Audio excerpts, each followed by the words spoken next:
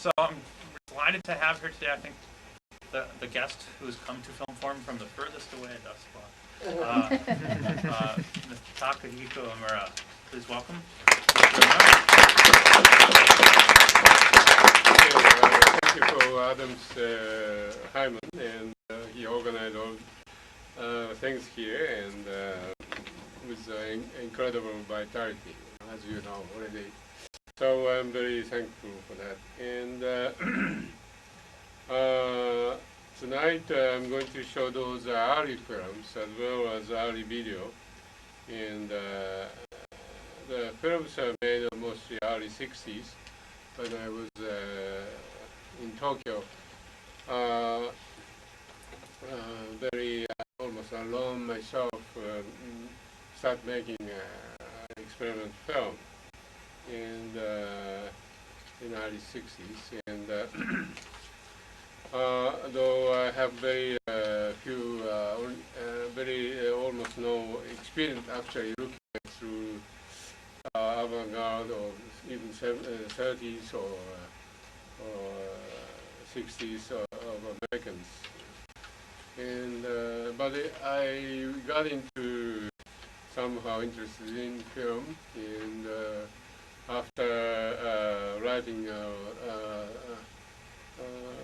kind of dada poem in high school, and kind of action painting in the college, and so somehow I found film, as a visual media, and together with poetic sense in it. And so my first film is more like a kind of film poem. And so that's in fact the first film, it's called Junks, and then we show a few others from that period. And the only one I got to know that time was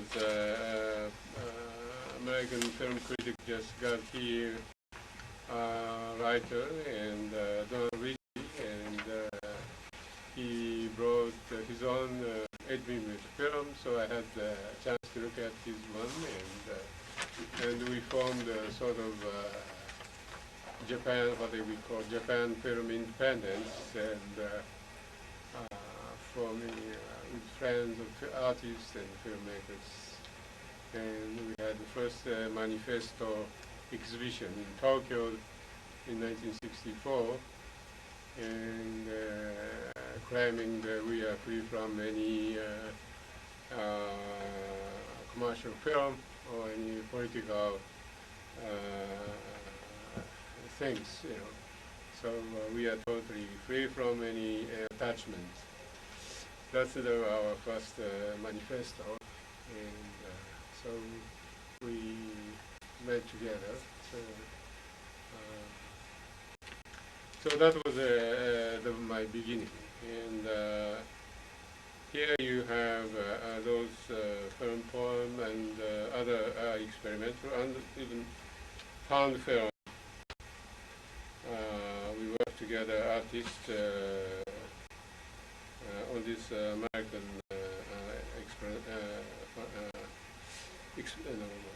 educational film, which we made a kind of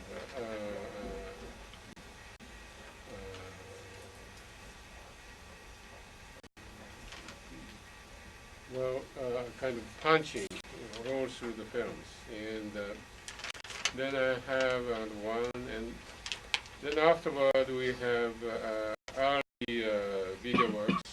This was mainly made early 70s, after I coming back from New York, and where I stayed 4 years, 4 years, after 66 through 69. And so I first saw like Namjoon Paik and Leslie Bean and other early videos, and so I was very impressed. What video could be done. And so those, after I came back to Tokyo, I found myself working in video in relation to film, but I try something quite different from what I cannot do in film. I try in video, so I think in a way very different from film. And also I move more into the conceptual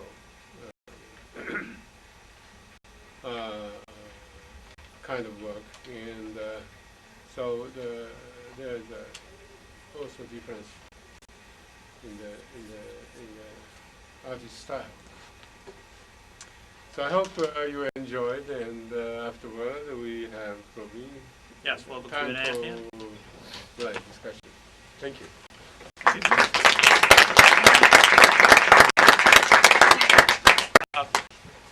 And here.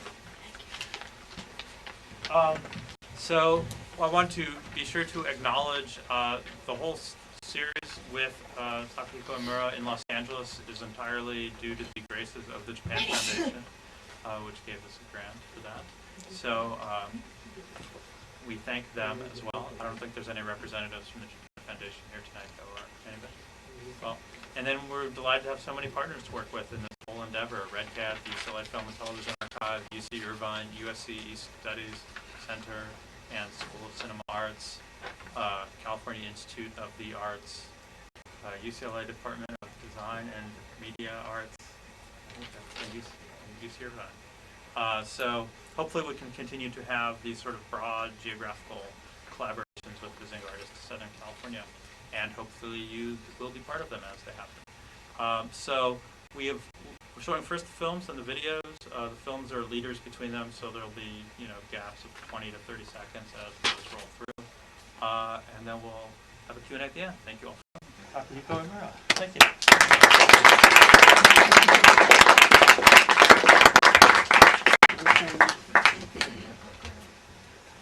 There you are.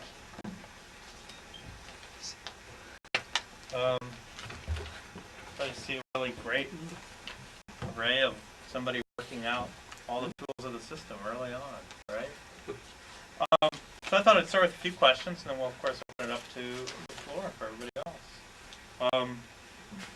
Well, I want to ask you first, in your the group, the people you were collaborating with early on, the Japanese film independence, and then could you elaborate a bit more on what you felt you were declaring independence from, and how many people were in your group, and in what ways were you working?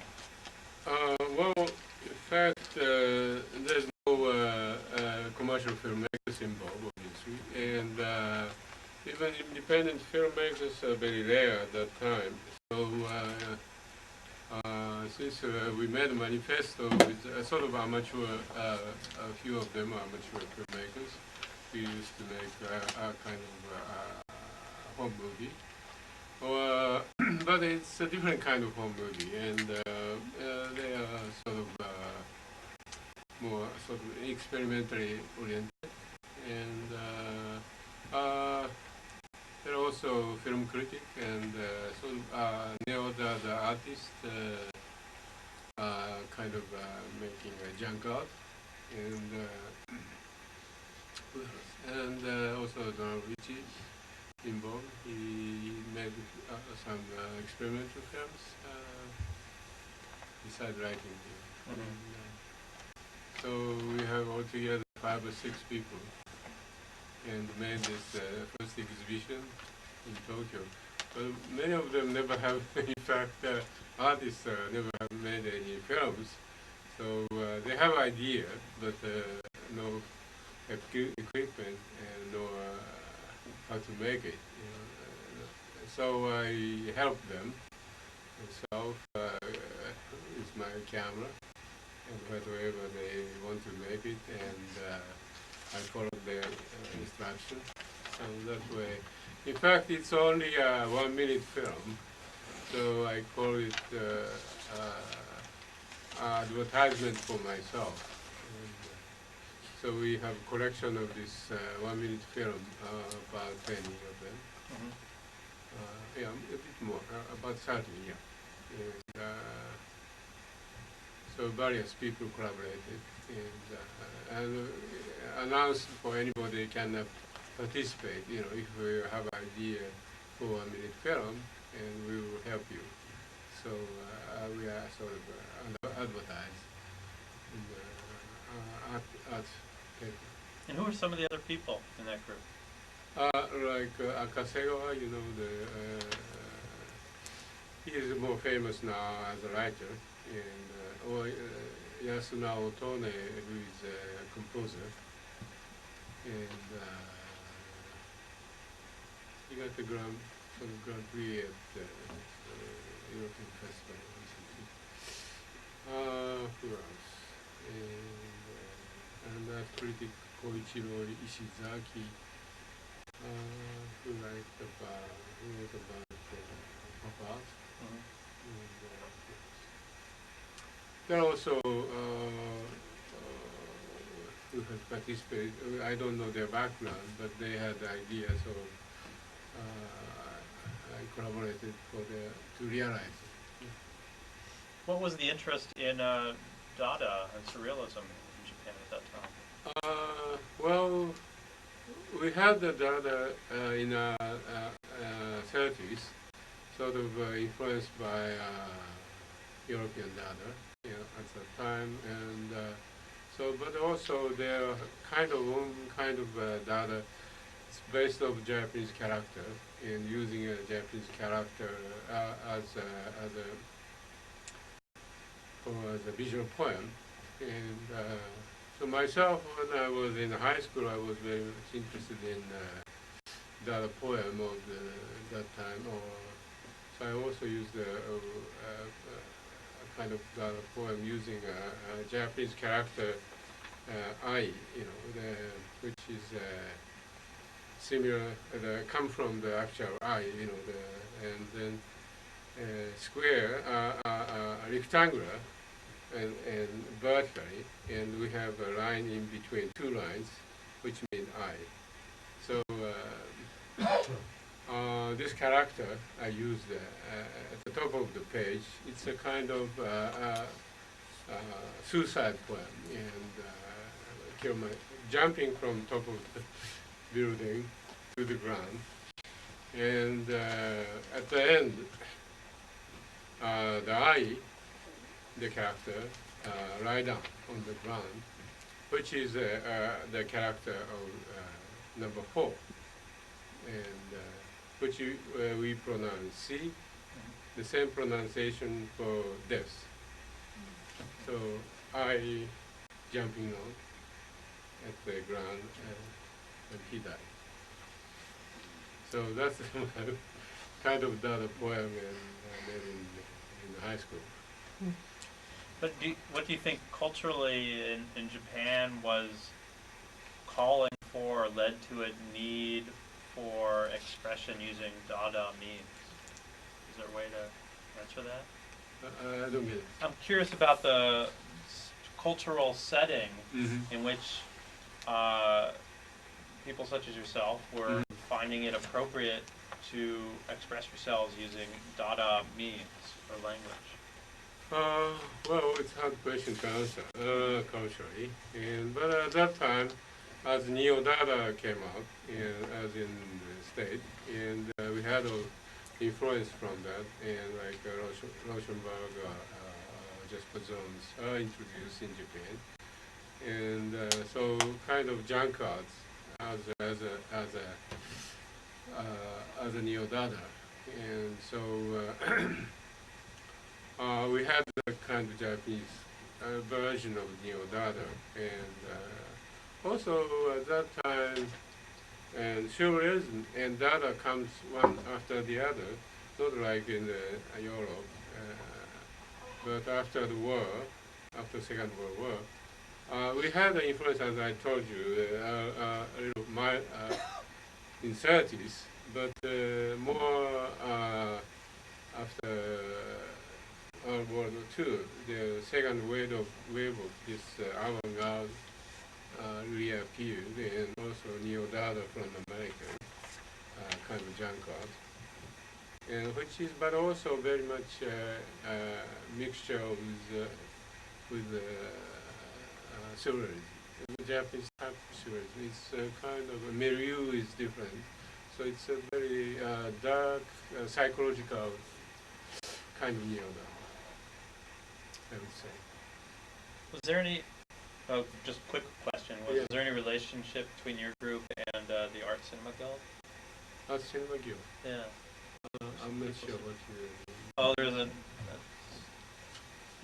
there were a set of filmmakers who, Imamura and others in the earlier mid-60s and so forth, making more experimental narrative features. That's right. Oh, that's much later though. Yeah. Late 60s. Mm-hmm. And we formed this in the early 60s. Besides, I could say about also like Buto is also influenced by neo-dada too, in a way. And in what way? Huh? In what way? Often it is associated Buto to the German expressionism, but in fact I see more stronger influence from the neo-dada. I made a film, documenting originator Hijikata, which is not in this program, but in where you see a lot of junks are also, and also very sudden, very violent kind of interaction or intervening into the dance. For instance, suddenly a bicycle comes into the among the dancers, and which no relation, with the dance scene itself, but very sudden appearance.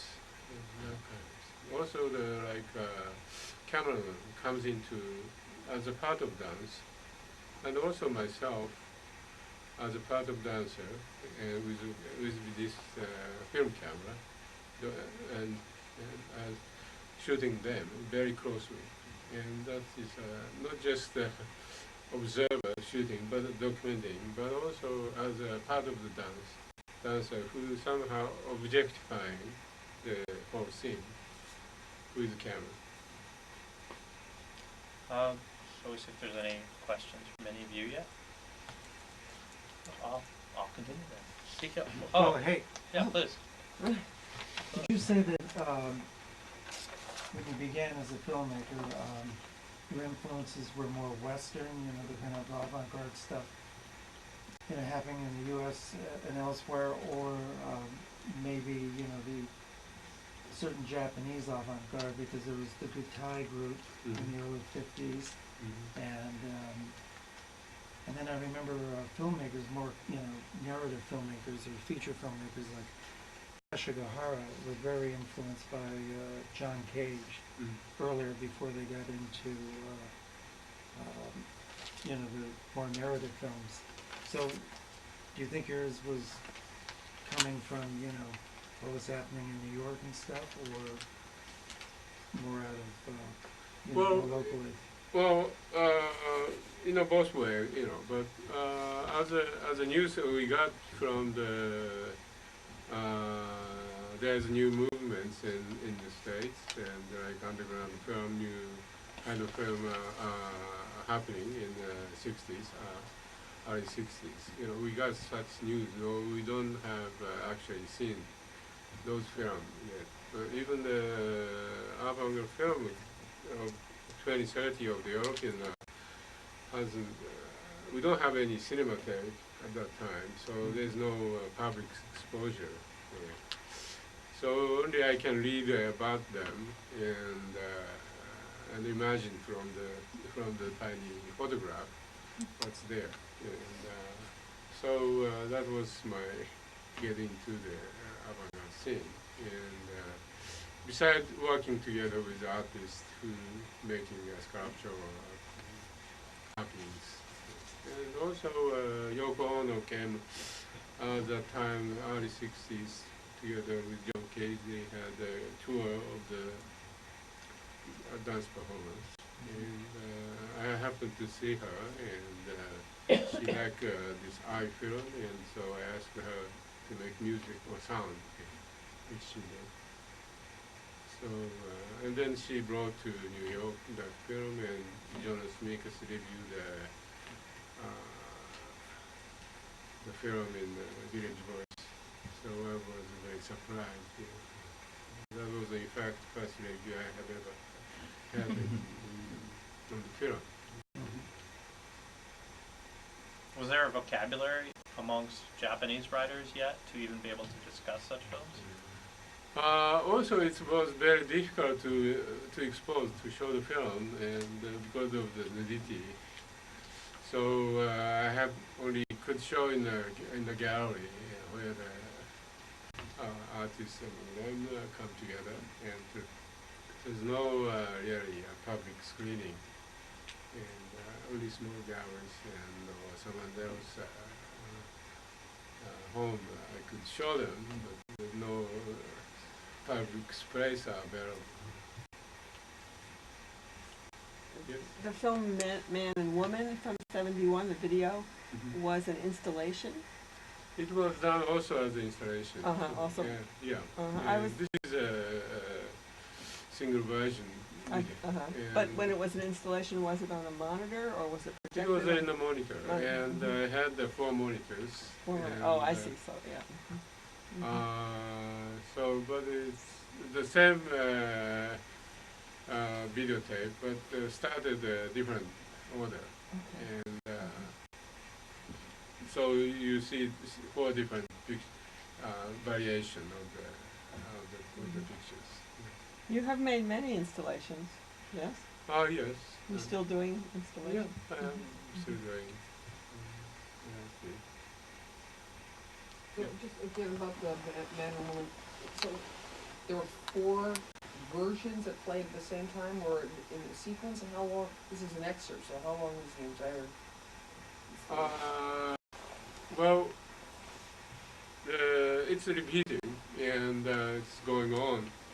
This basic combination, man and woman. So there are certain number of the combinations.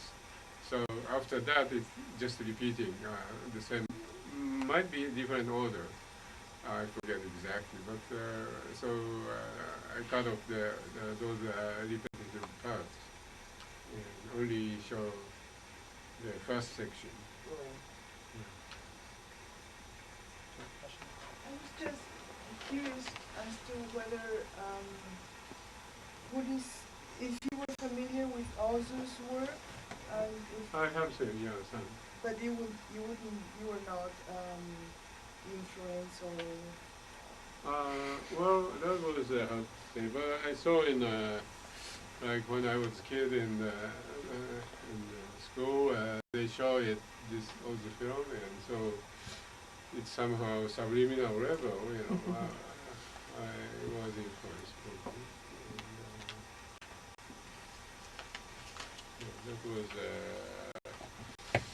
after the war in maybe 40s, 50s. Yes? Another question about eye, so this is on 16, how close were you? How could you get so close for some of those images? It's extraordinary. It is very close to the figure, to the bodies. And also I use this magnifying lens in front of a lens. I didn't have a special magnifying lens, but this is a normal magnifying lens for looking at small letters, or the newspapers, for the reading. But so I attach this regular magnifying lens. It's only focus when you get closer. If you have too much distance, it's just broad image. So you have to be very close to get the image. Still, but some out of focus. And from Dance Party, can you tell us a bit more about Shu Kazakura? Oh, Katakura. Yeah, he's also himself a performer, a kind of not dance performer, but artist performer. And he had in the early 60s, throughout 60s, different kind of performance. He did one, but none of this among I shot is from except the one with a big balloon, on top of the building, and a very windy day, he got into this big balloon, the white. And, so he used that quite often for his performance. So I saw that maybe good to do in among all the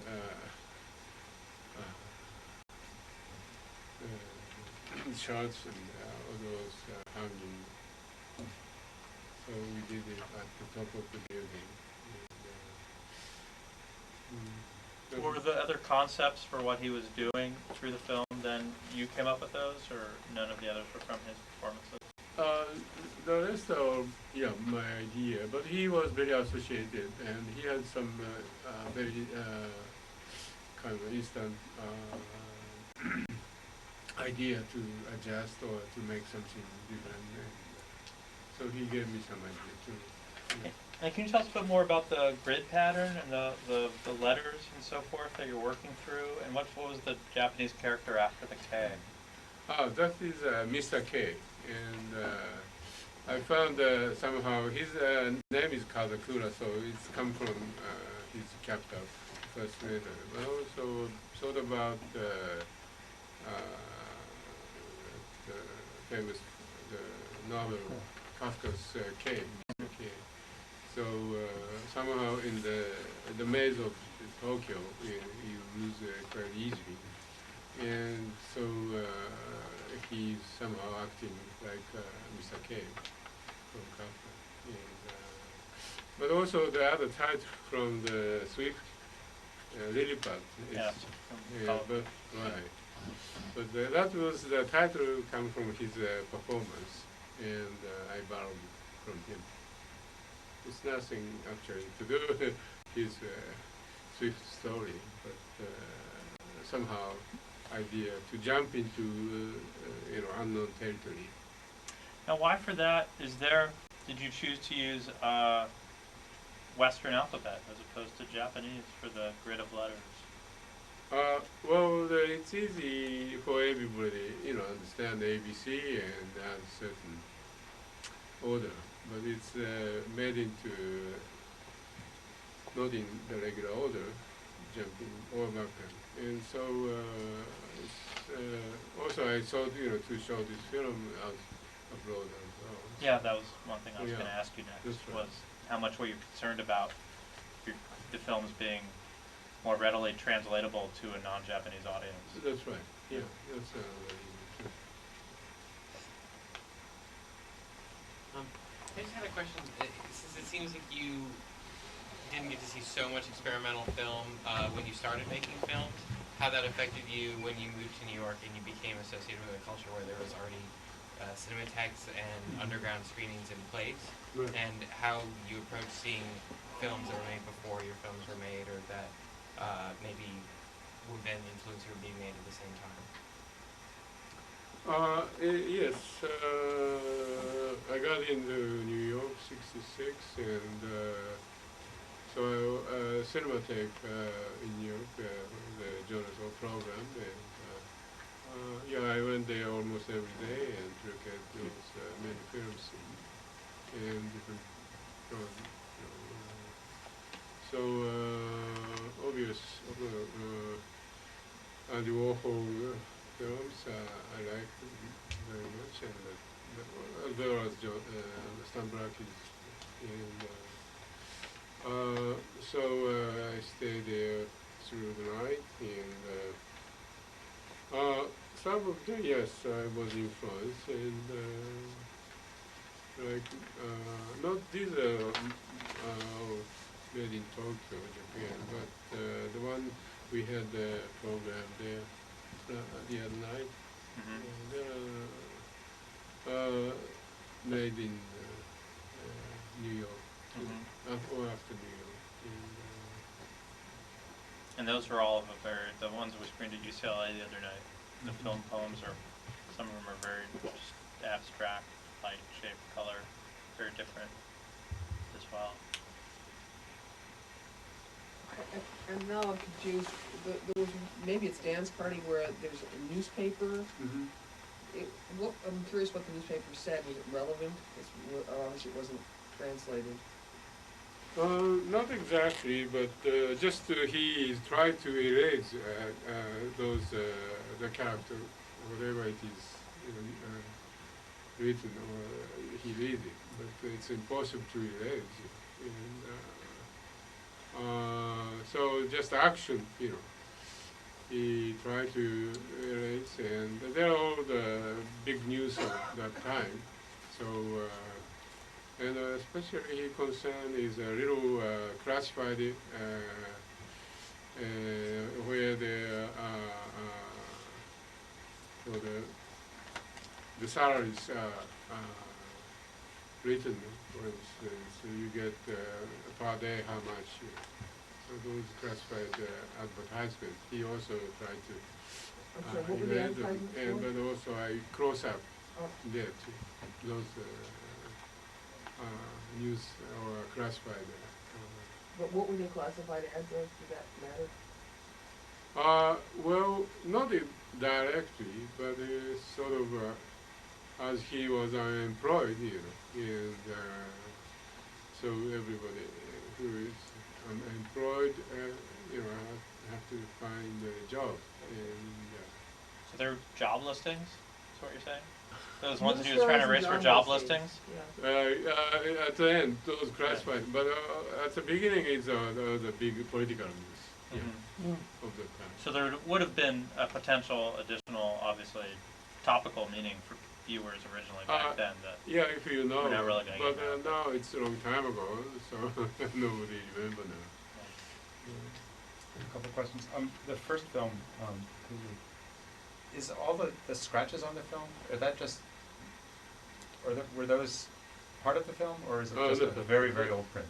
Yeah, very, yeah, it was shot in the regular 8, very tiny film, and that time I have no money to make a print, so I kept showing the original. So I get a lot of scratches, and after I came to New York, I made a blow-up. So it comes with all the scratches too. And my other question is, so you were making films for quite a few years, not having seen the films that you were interested in, and then you came to New York. And when you finally did see some of those films, were there surprises? In the sense that do you feel like you had sort of misinterpreted, like from the descriptions?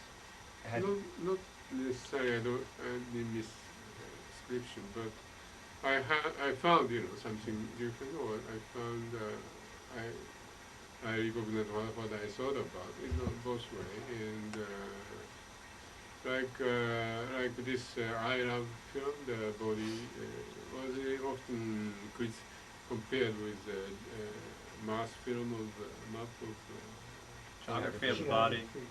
Willard, yeah. Geography. Yeah.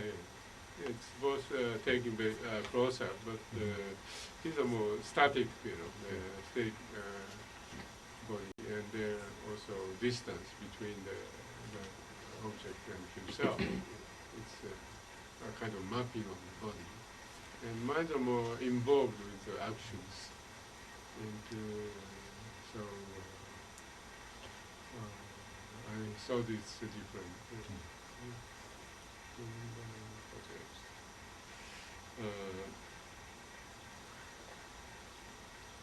Do you remember any where the film was just really different from what you had previously imagined it to be? Well, I expected, like Jack Smith's Flaming Creature, something more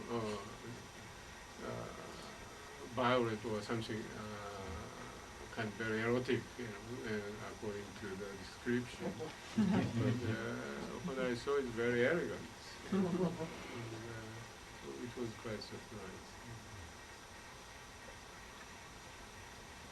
Yes. Go back to the first film, Junks. I was just curious, the way it's photographed, there aren't people or even interaction with the objects until the film's almost over, and the boys kind of come skating in. So it's almost like, I don't know if this is reading too much into it, but it's almost like this dystopian or kind of futuristic landscape, even though it's also very clearly kind of documentary. But it's almost like seeing the future in the present.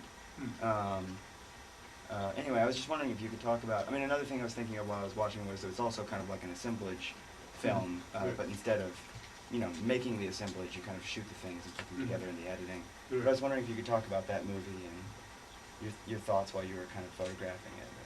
Well, certainly it was influenced like a junk club, at the time, and but also I'm also interested in the very animating of the object, with movements and also little animals, insects and all the dead animals, and so very much to revive the dead object through the camera and through the filming. And also I try to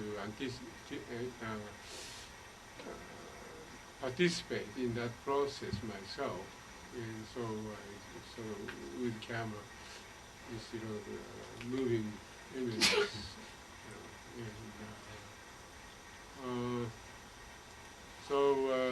in a way, the as I told you, this the kind of surrealism also involved there too.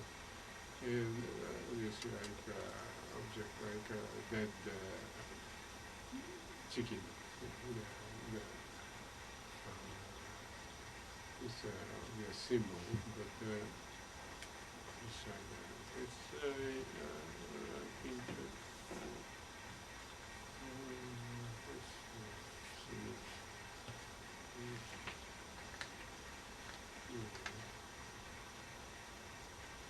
So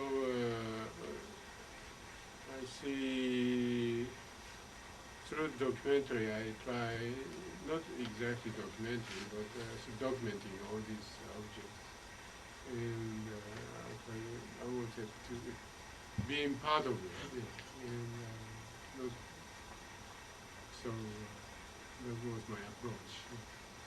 Was the Kasugi score put on right away? No, it was after, I made this, and he made this music after he saw, and he used a kind of music concrete, using actual sound in part. So it's in a way similar the way I worked in film. And why have you chosen the musical or sound people with whom you've worked? What general statement about, or specifically for each film, what sort of qualities have you been looking for in those sound scapes? You mean, you're talking about... Across all of those films that had sound tonight. I see. Yeah, well, some of them very badly recorded too, and like love film, Yoko made just putting the microphone out of the window, and when I asked her, and recording the sound of wind. It was a very windy day, and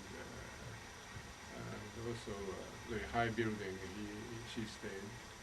So I got that material, and so, but I wanted also some of the silent part. That's I made it, and so sound and silence.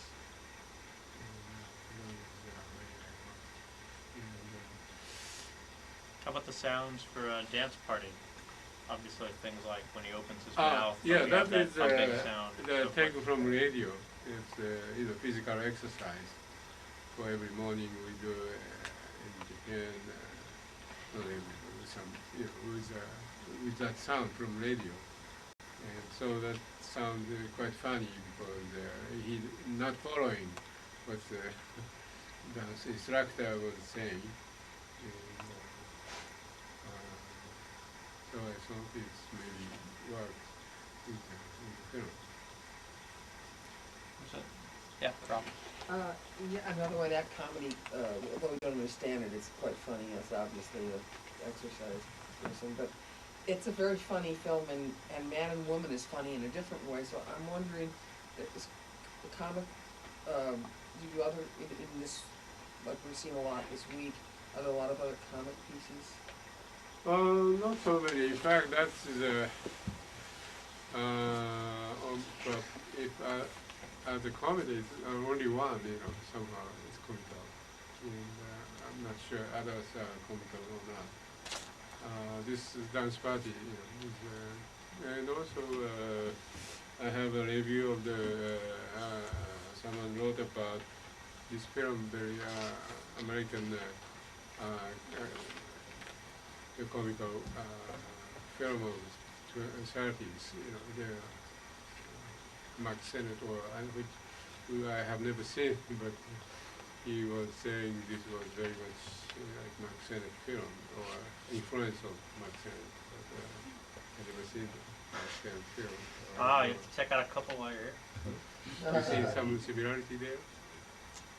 I don't know. Man and Woman is both poetic and funny too. Yeah.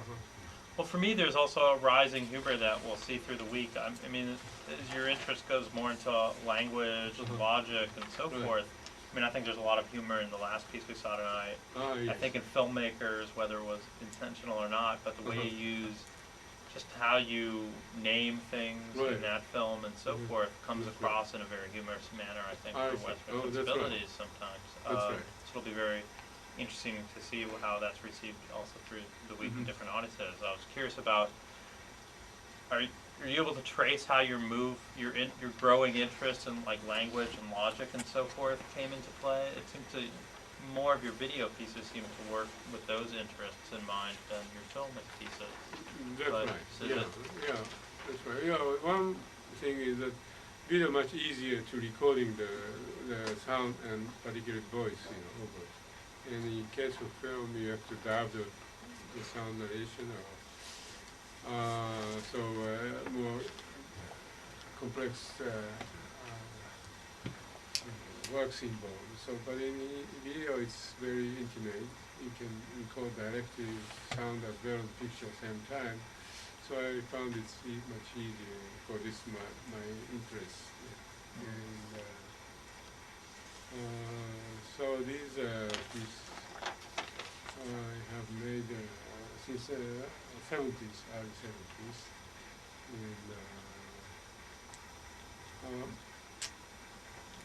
and I have also another piece, not here, but quoting Jack Derrida certain phrase, sentence, and repeating, and revising it in a way different from the original message. And, so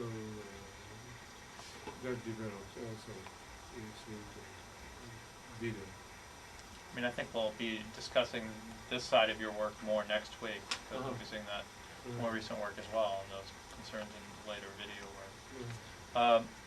Is any other questions this evening? Well, one more just on Onin, which of course is, when we originally even worked out the schedule of films, we had omitted it. I mean, and it does seem like a very different kind of film from sort of the mainstream, and it's interesting that would be the one that received an award and so forth in '64. But it works in more of a straight, like metaphorical mode than some of your other concerns. And I'm curious about your current thoughts about that film, because again, when we were originally programming this, it's been left out and so forth. I got the award, but I have hesitated to show this film, and sort of out of my context, and so not showing, just to confuse people. Also not well made, I thought. But recently, well then I made it, so it's okay maybe to show you. That's not good enough, but. What was your original inspiration for that? Oh, that Do you remember? the guy who, the acting is also the artist who made this object, and very big egg-like, shape. Inside there is a kind of industrial parts, mechanical parts inside. But egg itself is transparent, I don't know, plastic. And he made it as objects, and well received.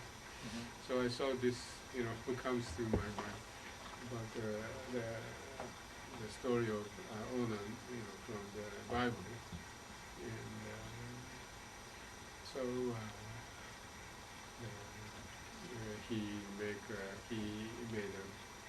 through egg the masturbation, and Does that imply that artistic creation is a masturbatory process? nothing. Well, it is a parallel, but you could say, but I wasn't satisfied myself. Any other final questions for tonight? Do you have any other thoughts on seeing these works tonight? Or Yeah, the one because the guy who was outside on the line, and he had I should take off his pants, that is very unnatural, to wear pants. So that was my I couldn't really shoot it. So. next time, when you remake it. Right. All right, so we'll be able to continue this conversation through the week and next Sunday. We hope to see you at more shows. And thank you very much for joining us this evening.